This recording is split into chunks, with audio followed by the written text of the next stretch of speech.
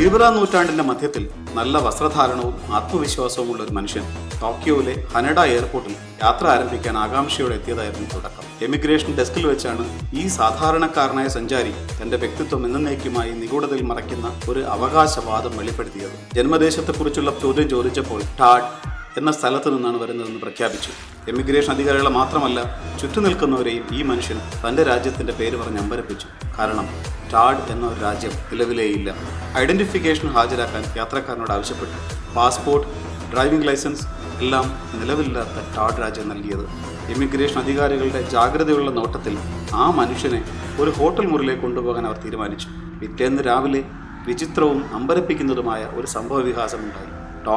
Todd രേഖകൾ ഉൾപ്പെടെയുള്ള എല്ലാ വസ്തുക്കളും ഒരു തുമ്പും കൂടാതെ അപ്രത്യക്ഷമായി. എന്നാൽ ഈ അമ്പരപ്പിക്കുന്ന കഥയ്ക്ക് പിന്നിലെ സത്യം ഇന്നും അവ്യക്തമായി തുടരുന്നു, കൂടുതൽ ചോദ്യങ്ങൾ മാത്രം അവശേഷിപ്പിച്ചുകൊണ്ട്.